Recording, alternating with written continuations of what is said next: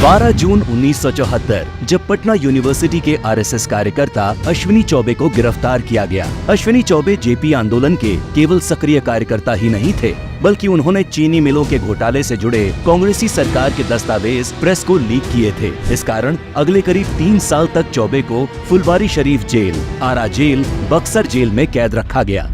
इन जेलों में अश्विनी चौबे को इतना बुरी तरह पीटा गया कि वो करीब 11 महीने तक पटना मेडिकल कॉलेज में भर्ती रहे। उनकी दोनों किडनी में खराबी आ गई। गर्म तवे पर लेटाकर की गई पिटाई के निशान से सारा शरीर गंभीर रूप से जल गया।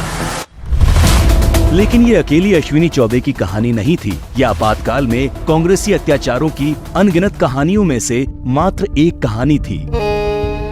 इमरजेंसी इंदिरा सरकार का थोपा हुआ वो काला दौर था जब सच्चाई बताने वाली प्रेस का गला घोंटा गया, संविधान की रक्षा करने वाली न्यायपालिका के हाथ काट दिए गए, महंगाई के खिलाफ आवाज उठाने वाले छात्रों की आवाज कुचल दी गई, कुशासन का विरोध करने वाले समूचे विपक्ष को जेल में ठूंस दिया गया। और ये सब सिर्फ इसलिए चलता रहा ताकि इंदिरा गांधी के हाथ से सत्ता न जाए।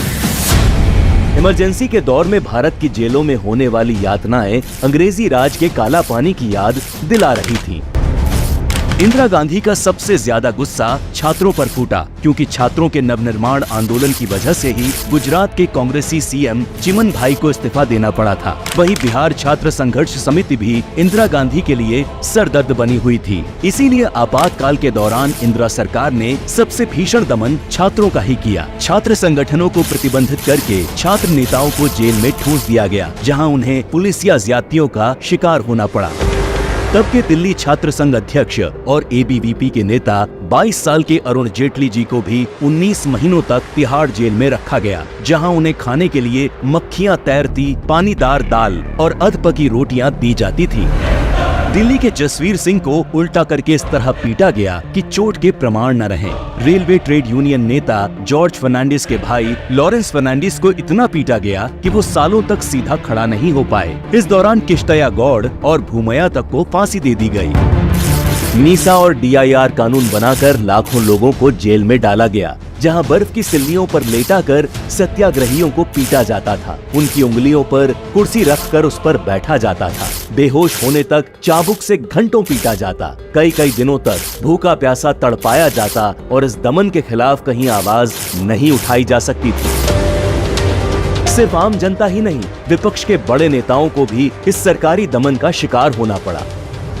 25 जून 1975 को जयप्रकाश नारायण ने दिल्ली के रामलीला मैदान में करीब 1 लाख लोगों की जनसभा को संबोधित किया, जहां उन्होंने कांग्रेसी सरकार को चुनौती देते हुए सिंहासन खाली करो की जनता आती है नारा लगाया।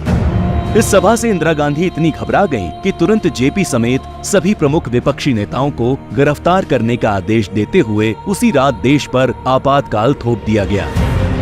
इमरजेंसी के दौरान जेपी का स्वास्थ्य तेजी से खराब होने लगा। कैद के दौरान ही उनकी दोनों किडनी खराब हो गईं और उनके इलाज में बरती गई लापरवाही आज तक जांच का विषय है। आपातकाल की वजह से जेपी की रिहाई के लिए भारत में खुलकर आंदोलन चलाना असंभव था। इसीलिए ब्रिटेन में सुरूर होदा ने जयप्रकाश नारायण की रिहाई के लिए नोबेल शांति पुरस्कार विजेता नोएल बेकर की अध्यक्षता में फ्री जेपी अभियान तक चलाया।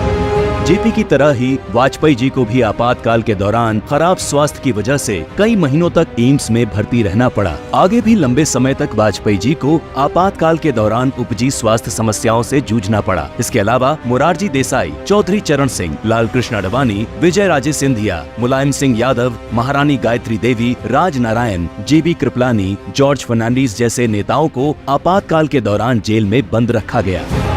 इस कांग्रेसी दमन की सच्चाई दुनिया के सामने न आए, इसके लिए भारतीय प्रेस का गला घोंट दिया गया और यहाँ तक कि विदेशी पत्रकारों तक को देश निकाला दिया गया। बिना सरकारी निगरानी के अखबार एक भी लाइन नहीं लिख सकते थे। अखबारों के असली संपादक पुलिस अधिकारी बने बैठे थे। आपातकाल के 19 महीनों में 327 पत्रकारों को जेल, 3801 अखबार जब्त, 290 के सरकारी विज्ञापन बंद, करीब 60 लाख लोगों की नसबंदी, करीब 5 से 7 लाख लोग हुए बेघर। आज चाहे कांग्रेस अपने इस कलंकित तानाशाही इतिहास को छुपाकर कितना भी लोकतांत्रिक फ्री स्पीच की बात करे, लेकिन भारत की 140 करोड़ की जनता इस कांग्रेसी दमन को न भूलेगी न माफ करेगी।